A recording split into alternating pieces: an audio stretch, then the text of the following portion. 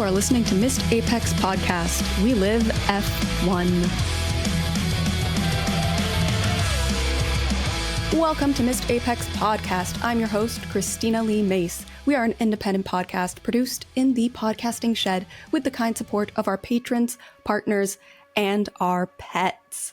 Thank you all for joining us for our mid-season review, starting with the rear of the grid, the bottom half, those who probably wish that they had a slightly better start to their season if the endless depressing quotes that I found in my research to refresh my memory are any indication. We're going to go through some of the lows, some of the highs, and joining us for this journey, we have, of course, Matt Trumpets. How are you doing, Trumpets? I am looking forward to my reacquaintance with Squeaks. That's how I'm doing. Mr. McGee is having a lovely little nap, but I'm sure he will pop up at one point or another to tell me how displeased he is with his lack of attention. We also have Chris Stevens. All right, Macy. So here in the UK right now, we're in the middle of a heat wave, which means that this podcast needs to be limited to how long we can stand to be in this unair-conditioned room with all the doors and windows shut. Oh, I feel for you guys. We were having that in Canada as well, but I'm also going to gloat a little bit because it is cool and rainy right now, so I am very comfortable. Damn you, Canada. Ha. And finally, we have Stuffy. Hey, how's it going? I'm very looking forward to this mid-season review and having a go at a number of underperforming teams and drivers. Underperforming is certainly a way to describe them, especially the first team that we will be discussing, which is none other than one of the unfortunate names we have on the grid, which we're never going to let them forget. Kick Sauber. Steak is somewhere in their title as well, who have big fat goose eggs as far as points go. Their highest finishing position is a P11, which I think if everybody paused for a moment, they would think, oh yeah, that P11 is probably from Bottas. But no, it's not. It's actually from Zhou way back in Bahrain, because we've had 14 races, and in all of that time, they've had, well, not much going on except a 52-second pit stop, which is still living vividly in my memory. And thankfully was a one-time occurrence that they have solved since then, but it has been a start to the season for them for sure that hopefully second half is better. I'm hoping that we do get a chance to, like Stuffy said, just really lay into some of these teams, because this is the section where it's like, ha, these guys are doing rubbish. You're the worst F1 team. And frankly, Sauber has got a bit of a wooden spoon trophy going on at the moment, doesn't it? With a very uncompetitive car, lots of squabbling going on behind the scenes, with all the attention seemingly on the Audi takeover and the project for 2026 that seems to have just completely taken over everything. And the 2024 and 2025 are the sacrificial years, which of course is then going to have a negative impact. It's not a great look for Audi, nor is, having those 52-second pit stops that you mentioned there, Macy, that were really plaguing Sauber at the start of the year, when seemingly they had their best chances for points, while a few other teams were scrabbling around. Teams like Alpine, for example, who did start the year with the worst car. But the fact that Sauber has gotten this far into the season with nul points is very troubling. Well, that's exactly what my rating would be for Kick Sauber. Exactly the amount of points they've scored. 0. And I think this is probably the most amount of time we've spent talking about Kick Sauber, or will be talking about them throughout the course of the season. They get a little mention here and there, and that's about it, because they have been absolutely shocking. And topic for another day, but I can completely see why Carlos Sainz has avoided them at all costs, because they just don't look like improving whatsoever. They even had an outside chance of scoring points at this weekend and getting off that big fat donut. And they decided to pit Valtteri Bottas right at the end. So it's not just the long pit stops. It's not just that they've got an underperforming car, but they are just not even performing in the strategy and trying something just completely outside of the box. Because when you've got a car that is quite evidently the slowest on track, surely you've got to try something that's a bit unconventional in your strategy to hold on to track position. And maybe there's a red flag, maybe there's a safety car, and you can sneak a point here or there. But the driver I feel really sorry for at the moment is not Zhou Guanyu, because I think he's really underperformed even in that car, but is Valtteri Bottas, because he has, in some instances throughout the first half of this season, I think outperformed that car. And then unfortunately, those pit stops and those bad strategy calls have just ruined anything that he's put out there in regards to an increased performance.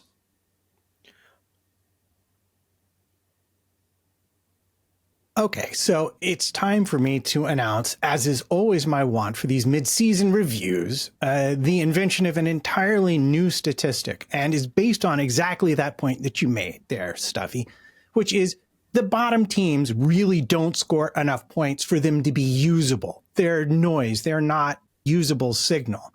So it occurred to me, since the FIA isn't going to help us out by extending the points, the simplest thing to do was simply award each driver the number of points as their finishing position.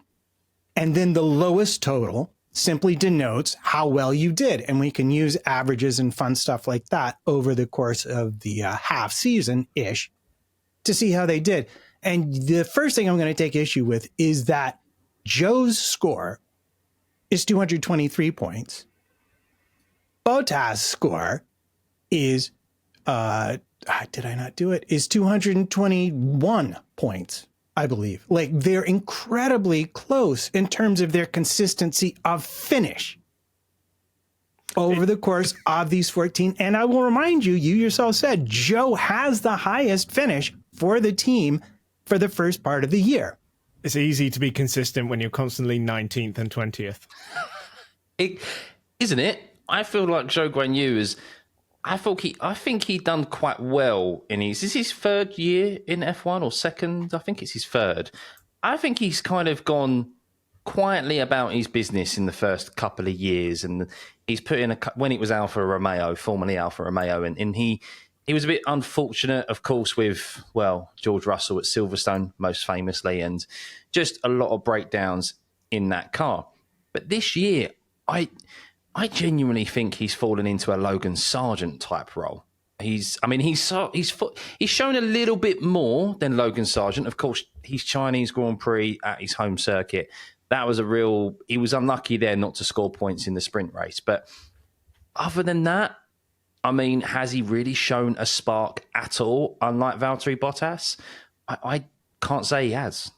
He's had a really tough season, and also the upgrades that they brought. I think it was in Imola, where he got a new chassis in Imola, and he hated it, right? And so he put it in the barriers for a few races, and then ended up reverting back to the old chassis. So I don't know if he spent a third of the season almost on older parts or something, just because he prefers them, or how much performance differential there is between the old chassis and the new chassis, or whatever it is. But it's safe to say that they've both been consistently out in Q1, which is, I think, an important factor. Matt, I feel like you're going to throw some stats at me. Well, I do. I want to get back and just go to actually Scott's point there, which is that you'd expect a team that was the quote unquote worst on the grid to be finishing 19th and 20th regularly. But their average finishing position was 15.5 for Bottas and 15.4 for Joe. So they may not be fast enough to score points, but they are consistent enough to finish ahead of where you'd expect them to. In fact, I will make the argument later on that they may not even be the worst team on the grid. They also have never actually finished in P20. Their lowest finishing position for both driver is P19. Yeah, but that's because they're just not blowing up engines. Exactly, Chris. They're not Alpine, and they're not Sergio, and their name's not Sergio Perez. To finish first, you at least have to see the end of the race or something like that, right? That's catchy, Matt. I feel like that needs to stick. I'll see if I can work that into some merch later on. I think the real issue is the fact of look, they just don't have a quick car. I mean, Yeah. we know Audi are incumbent. They're on their way in. Yes, we know there's a lot happening behind the scenes there. A lot of the people who initially set that project up for 2026 have kind of moved on. But let's ignore 2026. The matter of the fact is that the people who are in charge of that business now aren't necessarily. Why would they invest any more money in this year and next year when they know they're not? When they know they've got new ownership coming in, and that just means that they're going to be languishing at the back. And really, the only thing that we can compare them to is each other in regards to a driver perspective. But Kick Sauber, as Cristina said, who God knows what name they go under. One week it's Stake F1, the next it's Kick Sauber. I don't know. All I know is that it's bright green and hideous out on circuit. That's about the only positive finger for it. Okay, don't all right. tell me you like that livery. All right, I shots love it. fired here. When the Chris, color I've gone grading too is good, far. it looks good. It's an acquired taste, guys. Come on. You're an It's an acquired taste. Oh. To Veloce fans, obviously. It is Veloce. I did get the right one, didn't I? And VRS as well. Oh yeah. Oh, of course, VRS, of course.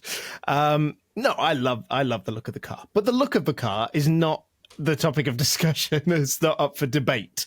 Stuffy. It's loved by many. You've made me so angry. I've forgotten the original point I was going to make. Yes, why they're being so awful this year.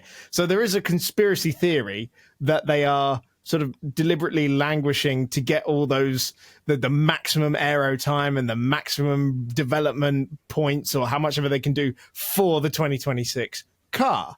Now, obviously that doesn't, affect this year so much because it'll be next year that would apply to. But we know Audi put a significant amount of money into it. They're not going to see results straight away because that's not how it works. Just ask Alpine and the Renault group, right?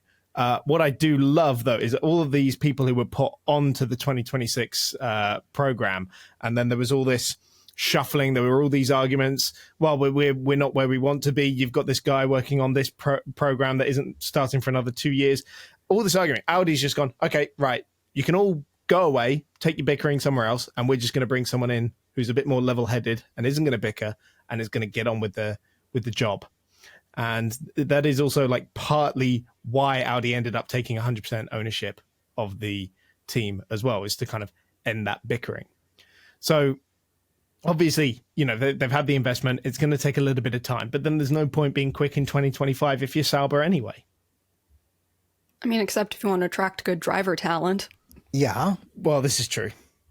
And I just become concerned because every season you're staying still relative to your competitors is a season that you're eventually going to have to catch up. And I point at like Williams, where they just sort of said, oh, we're just going to park this project. We're going to make minimum spend to be on the grid until we can sell it.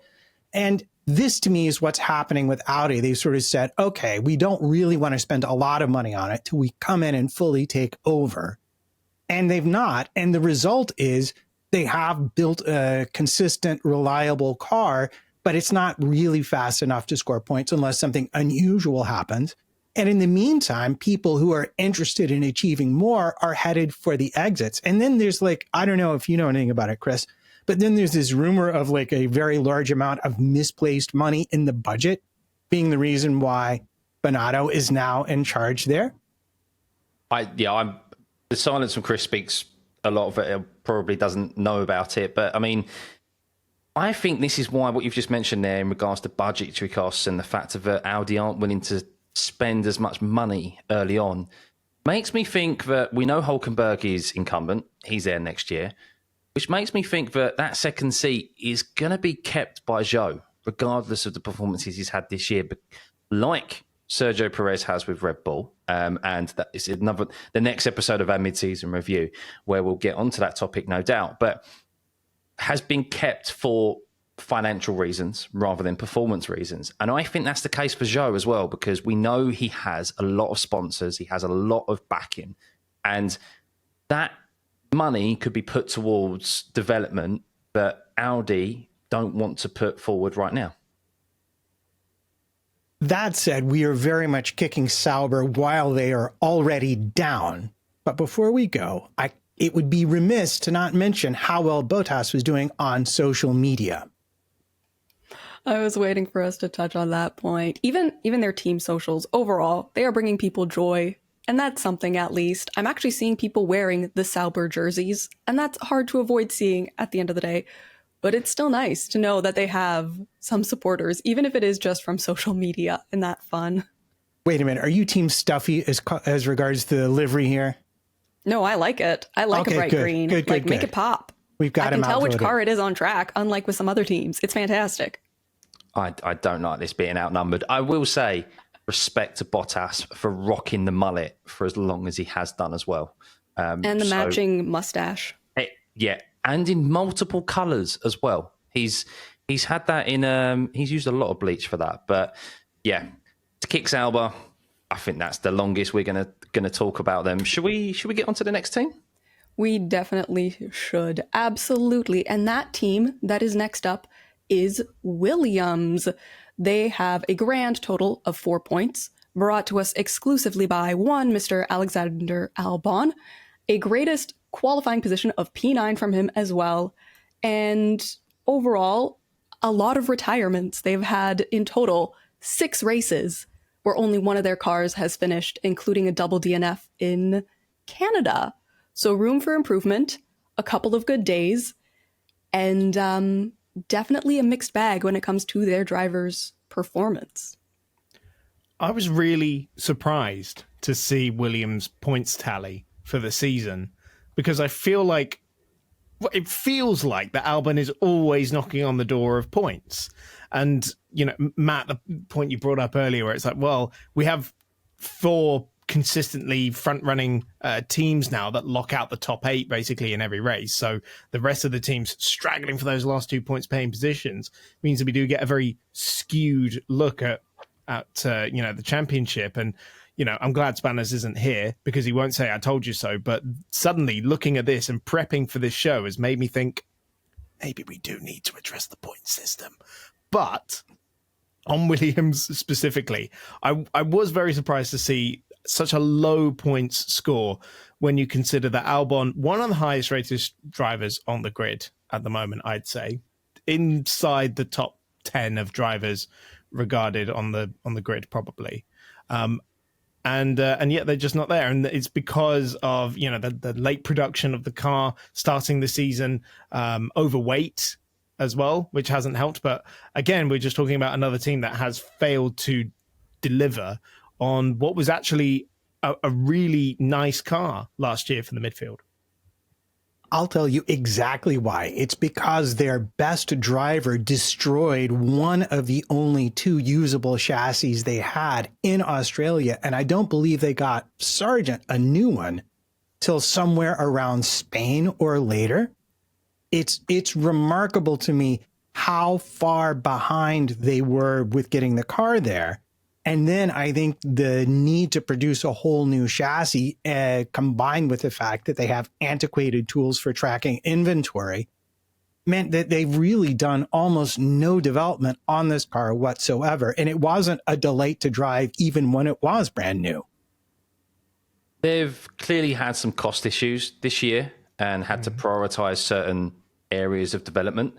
Also, they've been in such a precarious position. They gave Logan Sargent the benefit of the doubt and gave him another year when I think everyone expected him to be gone at the end of last year.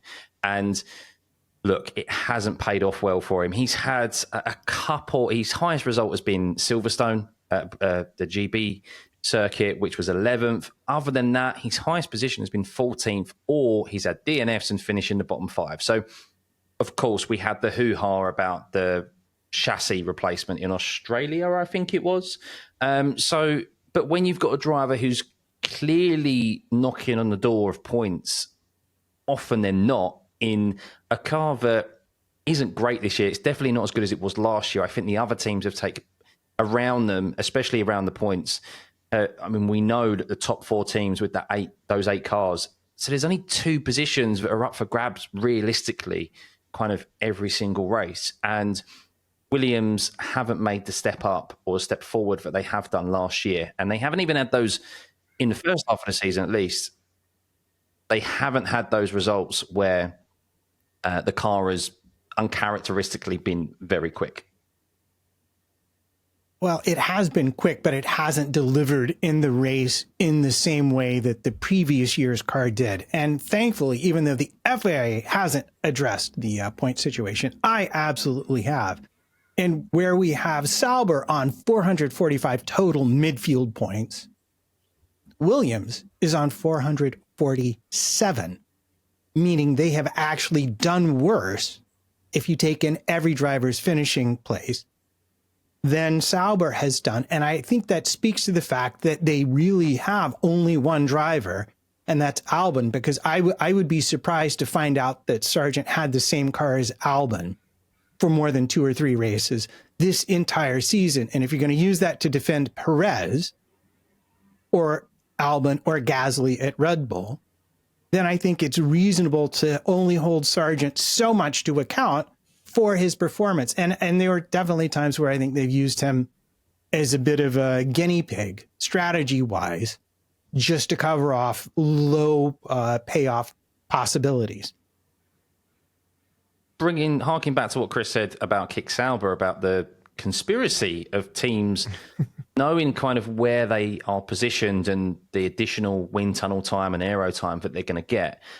I wonder how soon Williams made probably that assessment with Logan Sargent as well, knowing, okay, we're going to try and go get another driver. Of course, we know that's Sainz next year, but after a couple of races, his data or his performances clearly aren't indicating an initial improvement from transitioning from the simulator and so forth.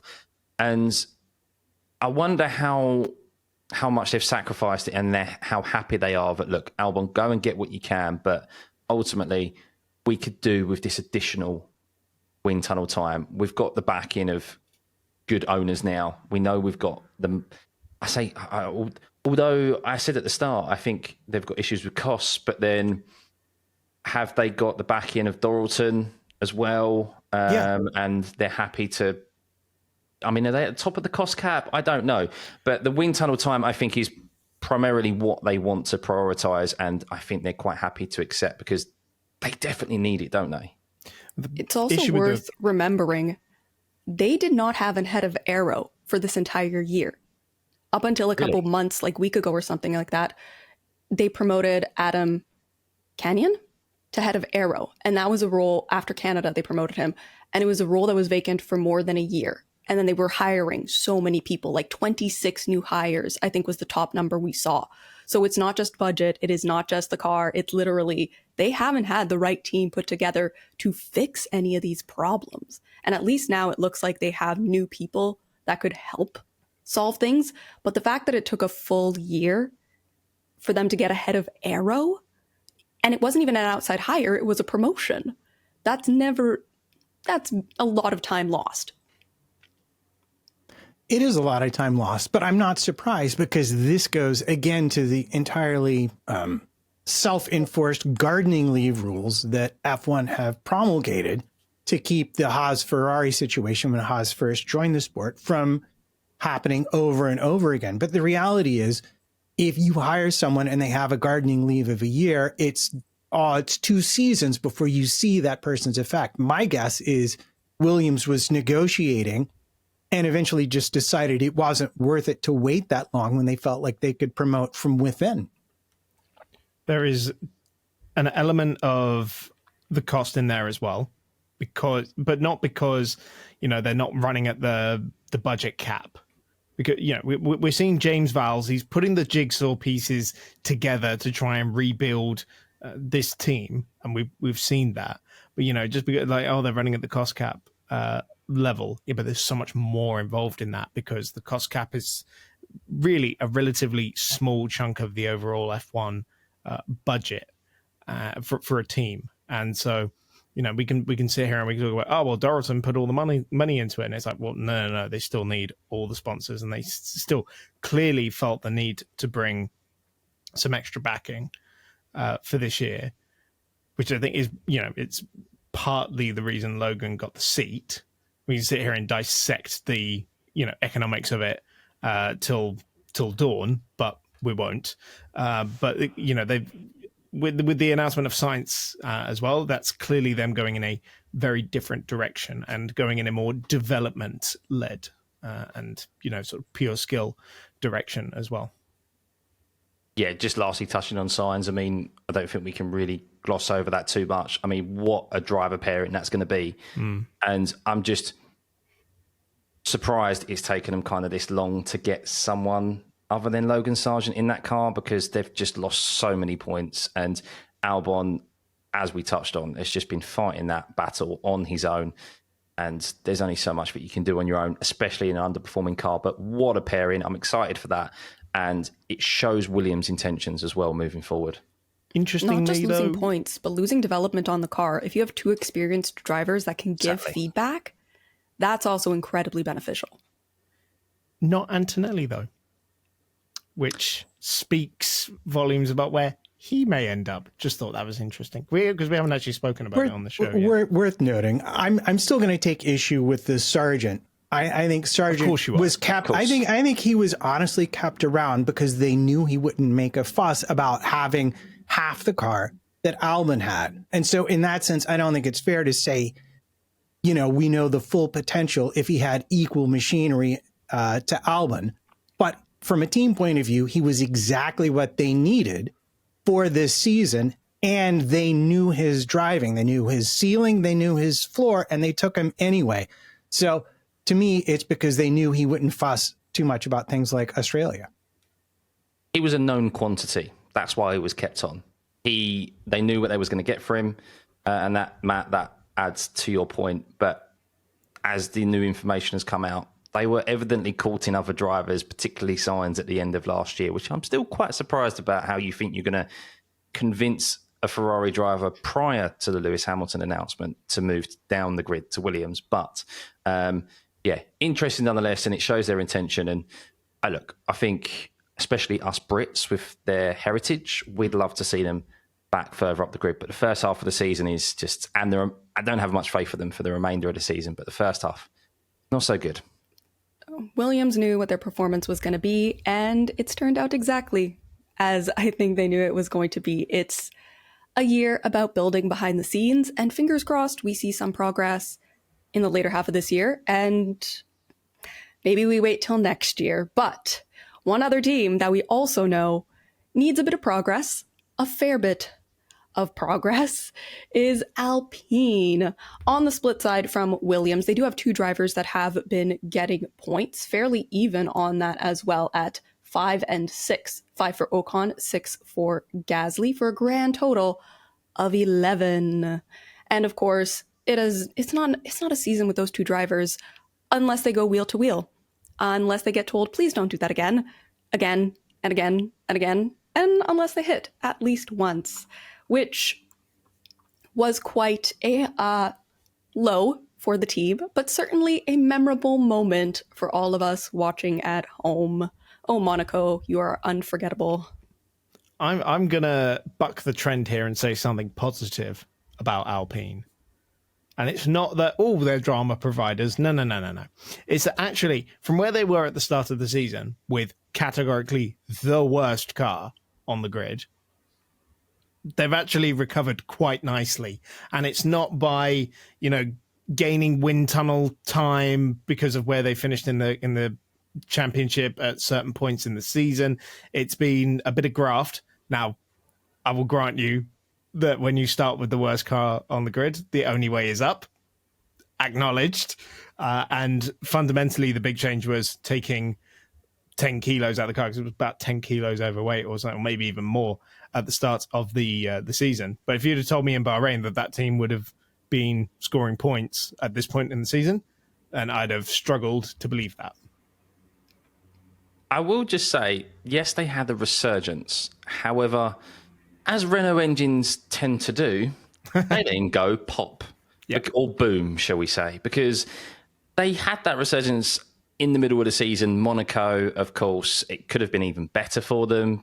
I don't know, maybe not, of course, because of the nature of that race. But They had some good points at Canada, Spain, Austria. And then since Silverstone, I mean, Gasly was lucky to see a lap at Spa, and even Esteban Ocon, who missed all of FP1. So they've had some severe reliability issues that I think has primarily come down to their engines. So they had a resurgence, and then it's kind of disappeared again, and we don't really know where they're at on circuit, other than a great drive from Esteban Ocon, but I'm sure put a great smile and satisfaction on our resident Trumpets. Well, yeah. I mean, I think if we're going to talk about Alpine, there's loads of negatives to focus on, but there are a couple of positives. And one of them is they have two really good drivers that are quite evenly matched. Shows in the points they've scored, shows in their average finishing position. And interestingly, like before we did the show, I made a quick list of highlights and lowlights, and two things made it under my highlights and lowlights for Alpine. One of them was the driver pairing, because I think it's both excellent and a disaster at the same time. Agreed. Although loads of fun to talk about. The other was the engine supply, because we know that Renault power is far below. And in fact, we're now hearing that for sure they're going to take I've seen the rumor that they're definitely taking Mercedes engine and gearbox and rear suspension for next year. That's a disaster for a works team.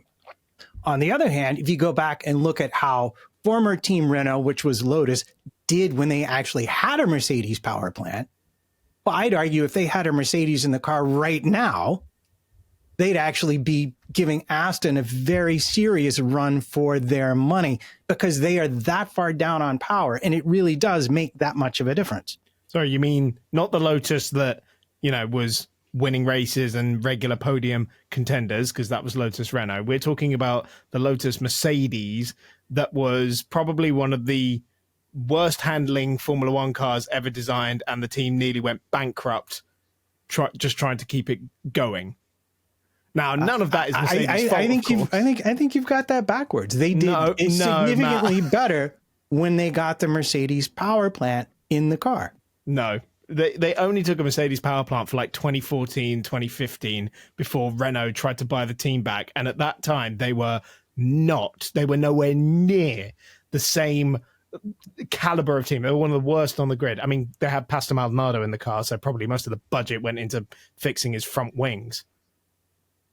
I have to agree with Matt, though, that look, regardless of the issues they've got going on off site, away from circuit, I mean, they changed personnel more times than I've had hot dinners. And there's been new announcements today with Bruno Famin moving away, and is it Ollie Oakes taking in over team principal? A really good signing, that. Yes, and of course, there's now the strong rumours of Jack Doohan, who's had some, I would say, done some FP1 sessions, but some unfortunate FP1 sessions, because he's done like the grand total of 2 laps. Because once again, yes, the car broke down even for him in practice sessions.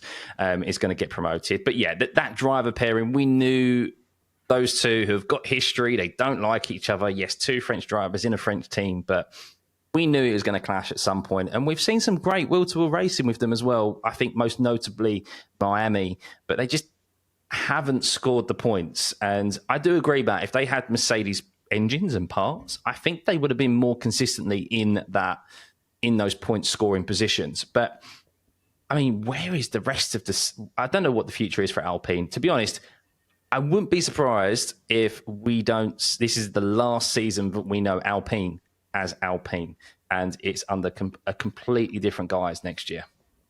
So first, a minor historical note. 2015 was the year they ran Mercedes power units, and they finished 6th in the constructors. So I stand by my point. They do better with a Mercedes power unit. I'm not denying it. I'm saying it was still a terrible car. Secondly, I do agree with Scott, and it's been a thing to talk about Briatore being brought in to simply sell off the team. They've announced their new team principal, who's Ollie Oakes of High Tech, who had made a bid independently to come into Formula One, and who is tied up with some rather extensive Mazepin Ural-Kali money, which we know wants back into Formula One. Although he posted to his Instagram stories a winky face. Oh. Mazepin did. Oh. God. It's ominous. So it's Mazepin at wink. Alpine? No. Oh my goodness. I cannot wait for the fun to begin. Are we about to experience the return of Mazepin? See, this is all I'm happening not ready for because the they memes. didn't give I'm us not a ready pink for the livery. memes. No, but in all seriousness, I don't think we can, given the political situation at the moment. But look, with this team, and I know you were trying to stick with the positives there, Matt, but let's just summarize real quick. Terrible chassis, terrible engine, fourth team principal in as many years now, and drivers who keep running into each other. There's not much really to say. Frankly, it is astonishing that they've been able to score any points. I think they only hit each other once. Feels like more. You That's forgot the just terrible livery as well. The Spa one was good, but the base livery that they use when they all completely just gaslighted us and hooked us in on that pink camo, and it was just all carbon. Yeah, I'm sorry, I still haven't forgiven you, Alpine, for that. But Chris, Nobody has. Exactly, Christina. Chris, you're totally right. It says a lot about a team when there's more to talk about, and they're in the news more for what's going on off track than what's going on track. And the second half of the season, or just the remainder of this year, is going to be interesting. Yeah, I'll tell you the interesting thing to me is clearly at some point, this team was good enough that despite all of the hijinks and shenanigans at the top level, they have, where did my little stat go to? This is my favorite. This is what I call team order finishes. This is the number of times that cars came home next to each other in the standings, which suggests that both drivers got the maximum out of the car. Four races, they finished back to back. And that's the highest of any of the teams that we looked at for today's show. There is, underneath the skin of all we're talking about, still a very good race team left. But I fear, with the news about the future, that they are going to continue to lose talent to that team, because they once the Alpine thing, I think once Nissan engineered the demise of Carlos Ghosn, I think this whole project was on borrowed time, because I think the executives that took over weren't a huge fan and generally wanted to cheap out on it and not pay attention. Wasn't he the one who smuggled himself in a suitcase out of Japan to, yeah, that's him. Well, if only they could smuggle a pink livery in. That would be lovely. We're never going to let that go. And to be fair, they do keep teasing it in their socials. So I'm not fully convinced that we aren't going to get the pink livery. Fingers crossed the last half of their year has a more consistent leadership, more consistent results, and a prettier pink on their car. One team, though, the next team on our list that has actually been having some nice leadership changes is Haas. They got a new team principal right at the start of the year who has just quietly not really been bringing attention to himself, just going about his work. We have two drivers who know their jobs and play their roles quite well. One of them is qualifying high up, Hülkenberg, and going and getting points consistently. You have Magnussen, who's being a calculated menace, and they now have 27 points, 22 from Hülkenberg, 5 from Magnussen, and overall, a pretty solid season when you consider Haas only one DNF, which was the double in Monaco. I have to apologise to Haas, because I was one of those who predicted they were going to finish near the bottom of the standings. And boy, oh boy, whether if it's Gunther Steiner's car and what he implemented last year, because there's always a carryover, or whether it's the new team principal, apologies, his name of Komatsu, Ayo Komatsu. Thank you. I didn't want to butcher his name and do him a disservice, but what a job they have done as a team as a whole. Their strategy, the car's been very good to drive. Nico Hülkenberg has been unbelievable. Also, apologies to Nico Hülkenberg. I think I apologized to him last year as well, but I'm going to give another one, because I was one of those who thought, why don't we give the youngsters another opportunity? And he has just improved and improved and improved, so much so that when he had a poor qualifying at Spa most recently, lots of people were harsh and disappointed about him because of the high standards that he set himself sneaking into Q3 so often. So great job by them. And look, hopefully the pattern that we've seen in previous years where their development tails off and they get caught by other teams doesn't happen again and repeat itself. But yeah, I'm thoroughly looking forward to seeing how they're going to get on towards the end of the year. And of course, a great new driver lineup that they've got announced for next year also. Hulkenberg is a really interesting one because he's no spring chicken, right? This is his 12th season in Formula One, I want to say, or maybe 10th or 11th. I lose track of how many sabbaticals he's had, right? But he's not young anymore. And apologies, I mean, in terms of like athlete age, he's 36, right? So he's definitely the lead driver there at the moment. And he's probably, if we were going to be brutally honest, maybe isn't getting the absolute 100% out of that car. Might be a fair thing to say. Someone might want to dispute me on that. But he is providing what Haas needs, which is consistency. Because, we've seen the youngsters, they come in, they throw it at the wall, and Haas spends a load of money fixing the car. And now they've actually been able to put that towards developments and crucially have been able to actually utilize those developments. Long gone are the days of getting halfway through the season and going, we're going to put one car back on the race one spec and see if it's any better. So all in all, everything's looking quite bright for this team, especially when you listen to the murmurs around the team. We're like, oh, we're going to have a Toyota chassis in the near future and partner that up with a Ferrari engine and get all these little bits and bobs. Everything's nice at Haas at the moment. Everything's coming up roses, you might say. And I will point out that some of Hulkenberg's point scoring is definitely due to Magnussen's highly qualified enforcer role, and the team being smart enough on the fly to figure out they can use him that way. And granted, that caused some controversy here and there, but fundamentally, it wasn't illegal, and they done it. Totally agree. And look, he's been the ultimate team player. And unfortunately, he's going to lose his seat for next year because I think he's just lost that outright pace to Hulkenberg. I think the qualifying performances show that. He has every now and then. Go on, Chris. I know you're edging to jump in. I just disagree with your wording there slightly, Stuffy. That he's lost the seat. I think it's more likely that Hulkenberg has moved, like he's jumped rather than been pushed. That. I'm going to go a slightly different direction here because I am and always have been kind of a big Magnussen fan. I think what you're looking at here is a very hard and cold calculation about what can be brought to the team. And if you look at their drivers' signings for next season, which I think is something for them to be excited about, you've got Ocon coming in, who Komatsu used to race engineer. They've had a long relationship and they do get on quite well. So I see that as being a real positive for them.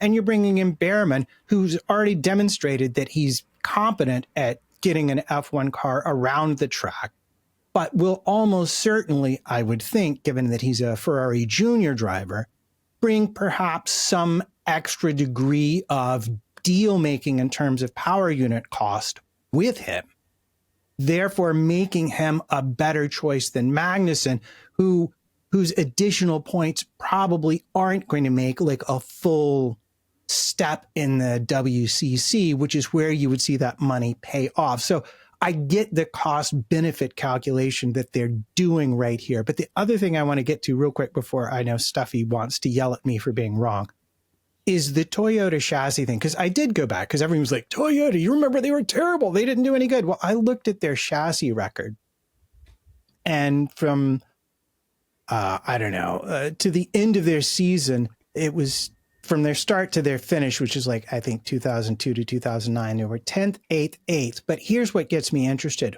4th, 6th, 6th, 5th, and 5th. And if I'm Haas, I'm looking at where Aston is and thinking, with that Toyota tie-up, and clearly they had something on the ball. They got great facilities in Cologne. Nobody else is using them. It's very exciting future for Haas right now. And best of all, for Gene Haas, he's probably not going to have to spend more money to get there. I don't disagree with you, Matt, at all. And I think... Wait, do you not know what show you're on? Well, Spanners isn't here, okay? Shh. We don't need to let him know. But I don't disagree with you in the fact of Magnussen. And I think Haas will look back on their time with Magnussen in particular, prior even to Schumacher and Mazepin, his first stint in the team. But they will be where they are, and especially even if it's not under the guise of Haas in the future, as you said, the links with Toyota, I think they'll look that he was instrumental to where they potentially end up. Yes, he's had some streaky performances, and look, we know that his decision-making isn't great, and I still don't blame him for what happened in Miami with Logan Sargent. He obviously went over the line, literally, in regards to his defence against Lewis Hamilton in that sprint race. But he'll be able to look back at his time at Haas or the powers that be there, and then we'll be able to look back that he set the groundwork for this team. And my last point on Haas is that I just think I'm so glad that they got rid of Steiner. I know he had this persona of being loved and people loved his potty mouth and Netflix and so forth. But for me, I think their performance this year and the way that they're operating, how everyone looks so happy, is a clear indication of them getting rid of a poor manager. And you see businesses and you see people leave poor managers. They don't leave poor businesses. And I think Gunther Steiner just was a poor manager, a poor team principal, and a massive credit to Komatsu, who's come in and, completely changed the morale of that team. And I'm looking forward to more success from Haas. Gold star for Haas, it looks like, across the board from us, with a couple places for improvement. But isn't that always true when you want to be a top performer? Always room for improvement. The final team that we have on our list today, the V-Carb, the RB, a team that has scored a respectable amount of points for being a midfield team, 34. 22 of those are from Tsunoda, 12 from Ricciardo, with their first points being in Australia. So overall, it has been a pretty solid season for them. They've been collecting points. They've been having good performances. They have been somewhat upgrading their car. There have been some complaints that there haven't been enough upgrades compared to other teams, but comparatively to the rest of the back of this field, not a bad place to reach for the mid-season.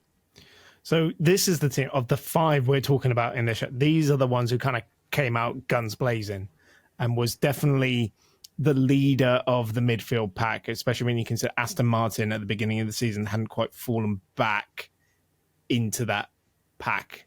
I think we still sort of had a top five front runners and then the rest of the field, right? But these are the guys who kind of came out guns blazing. Probably one of the most developed cars over last year.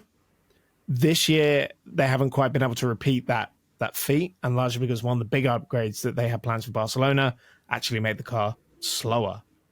And so when we talk about how they haven't been able to upgrade their car as quick as their rivals, that's part of the reason. And you think it's not just that you have a big update and it's failed, and you're like, oh, okay, right, well, we'll just continue on. It's like, no. You have to start understanding why it didn't work. Why did this look good in the sim and it didn't translate into real life? And they were mixing and matching different parts on the cars to try and understand which way was better. And so, maybe that is an excuse for Danny Rick as to why he's not scored as many points as Yuki. But I think it's safe to say that certainly at the beginning of the season, Yuki was walking all over him in the first part of the season. And I think as a result, they looked fairly locked into a battle with Haas for 6th in the championship. Well, I would argue for me, and I know people have very strong feelings about Ricardo. And so I'm just going to go on board and say that he's always someone that you sort of want to do well. But in looking going over his results with a sort of finer tooth comb, it's clear that he just lacks the consistency he used to have. He will have a good day. He will have a good outing. And if you put him in a spot, he can finish. He can still finish. But he is nowhere near the driver that left Red Bull. And for me, why Lawson isn't in there and why Tsunoda is not being considered for the top team, which I know there are commercial reasons, but accepting those commercial reasons, there's no good reason I can think of for what's happening right now going on. And the final thing is, I'm not always a Zach Brown fan, but I think he's absolutely right. I think it's becoming a bit of a disgrace that Red Bull outright owns both of these teams from a sporting point of view. And I would like to see that change.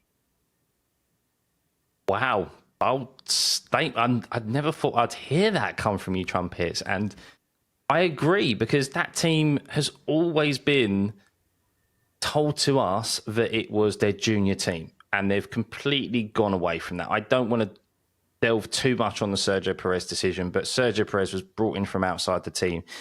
They've completely shunned at the moment Liam Lawson, who has, what more can you do as a driver to take your opportunity?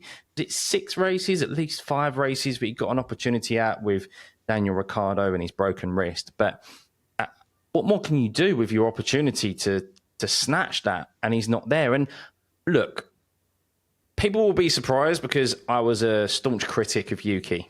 I think he's been very fortunate to have the opportunity to iron out his kinks, because yes, he's been quick and he's shown flashes, especially a lot more than Logan Sargent, but he always threw away good results. He was a bit crashy, and he's now about to enter his 5th year in that junior team, yet doesn't even look like he's going to be promoted. But anyway, that's another story and a discussion for another day. But I think other than the first race, Yuki, when he was no doubt read the riot act after his unbelievable send in the cool-down lap on Daniel Ricciardo, has completely outperformed him. And I think totally deserves, if it was Red Bull of old, but it's not Red Bull of old anymore, should have been given that opportunity alongside Max Verstappen. And it's a travesty that he's not. And I think, thankfully, he's on the grid for another year, even in that RB team. And then hopefully we see him out of that system in another seat. But RB, I will say, I think Yuki and both Daniel Ricciardo's results, while they've done well in certain races, have been a bit skewed by the frustrating and unbelievably poor strategy of RB. I think it gets overlooked way too often, and they are just so poor when it comes to making strategy calls, and they could have scored a lot more points, both drivers, than what they both currently have. Mm-hmm. Well, we had the great quote from Danny Rick in Hungary of just a lot of anger over the strategy call. And I think, again, we would notice a lot more that these other things are working well or not working well for the team if the conversation wasn't being so dominated by, are they going to go to Red Bull? The fact that this team is continuously being talked as if it's a second team, but no decisions are being made as if it is a junior team, is really frustrating. You can't have it both ways. You can't talk about it as if they're going to be getting promoted, but then never truly consider them. It's one of my big frustrations. And this is my critique of the media more so than of Red Bull. But if they're not being treated as a secondary team with looks towards promotion, stop talking about them as if they are. Stop continuously writing these articles about a seat swap. It's very obvious that that is not on the table in any serious way, or at least it feels that way because they keep, teasing us with it and it not happening. But please, just start actually talking about the performance of the drivers, the strategies, because those are much more interesting stories to hear about than, are we going to get a seat swap? It's a team with an identity crisis at the moment, isn't it? That has always been established as a Red Bull Junior team. And cross that old name used to be Red Bull in Italian, Toro Rosso, right? They even used to run old Red Bull chassis back in the day, right? And there has always been a very clear progression of driver comes into F1 with this team, and then they move up to the senior team, right? And then recently, this team started to be like, well, we want to stand on our own 2 feet. We want to do this. We want to be an independent team and try and be the best team we possibly can, while still being owned by Red Bull, fielding 2 Red Bull paid drivers, and even having the name RB, which I know we're told doesn't mean Red Bull, but it means Red Bull, right? So, and even before that, they were owned by a Red Bull run clothing brand as the name. Right? They cannot be saying we want to stand on our own 2 feet and still with all these Red Bull ties. It is a junior team. It categorically is. And there is one way that these drivers should be going. And at the moment, they're either going nowhere or they're going backwards to the junior team. It's wrong. It's flat out wrong. Chris, you are so much on the mark there. Thank you. They even mentioning the name. They said the big hoo-ha of when they were announced RB, I think there's still a bit of a conflict in regards to what their government company house name is. For international viewers, it's like their official name for tax purposes is Racing Bulls, but they're known as RB. And they said at the start of the season, it's to bring them closer in relationship to the main team. To the parent team. And yeah, it's just so bizarre at the moment. I don't think anyone kind of knows whether they're coming or going. I genuinely think Daniel Ricciardo thought he was Max Verstappen's teammate with how pally he was in the last Grand Prix at Belgium. The social media posts that were being made between the both of them, the hard then them launch. leaving together, the harmony between them. And then obviously that's now flipped on its head. But the fact Daniel Ricciardo's there anyway, I love Daniel Ricciardo, but the fact he's there anyway, he's been fortunate to be given that opportunity over the junior drivers. And I don't quite think he's taken it over Yuki. However, he's still probably in a fortunate enough position, me personally, think that he would still do much better than Sergio Perez. I just think that whole team and that RB and Red Bull are in a mess, and I'll leave someone else to basically dissect Red Bull in the other half of this mid-season review. Yeah, I think we'll talk more about that in part 2. Just last thing on RB and the whole identity crisis. For me, Daniel Ricciardo has no place in that team. He's not a junior driver. He's been put there as a benchmark, and they were praying and hoping that he would be good enough to be back in the main Red Bull seat. Frankly, I do think he will do a better job than Perez, but I don't really want to see either of them in that car. I'd much rather see Yuki or Lawson have a go at it.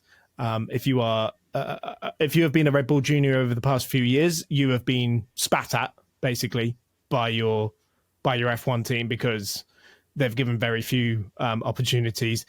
It may well be that Isaac Hadjar is the lucky one, the one who's come around at the right time, like literally the right timing to actually end up in F1 because they glossed over Ayumu Iwasa, who, as far as I'm concerned, had done enough to warrant a place in Formula One during his F2 career. So, I think there's a lot of work to do behind the scenes with both of those outfits in terms of the drivers. But one thing is for sure, in the second half of this season, they've got a big fight with Haas and potentially even usurping Aston Martin ahead of them. I just want to end that. I just hope that everything that's gone on in the early stages of this summer break, that both Daniel Ricciardo, even though Chris says he doesn't think he deserves to be there, and I agree with that as well. I just hope that both him and Yuki Tsunoda go out there and absolutely smash it in the second half of this season and just prove a point to absolutely everyone up and down that grid. Because, it's a mess, isn't it? Absolutely. RB, Phenomenal first start to the season. Keep the ball rolling. And that is the final of our backmarker 5 teams. They have done mixed results in the front half of the season, and we can only hope to continue to see some good racing, good car development for this latter half.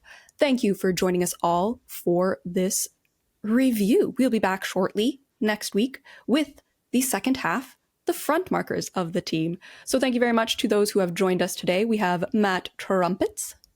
At MattPT55, and yes, go buy my wife's novel so I never have to work again. Excitingly, I got the UPS update that my copy of the book is arriving tomorrow. I can't tell you how excited I am to hear about this, to read about it, because I've heard so much about it and about the development of it. It's going to be very, very good. We've also had Chris Stevens. At Chris on Racing, on X, on Instagram, and on TikTok. Go and watch my commentator reacts videos. They are very fun. They pop up on my For You page, and I giggle. And as well, we have had Stuffey. Yes, at Stuffey. I'm not going to tell you how it's spelt. You can find my links in the description below. But for more F1 content, watch-alongs, and sim racing exploits, who I get to race against real F2, F3, and every now and then some real F1 drivers, you can check out my YouTube page. Absolutely phenomenal.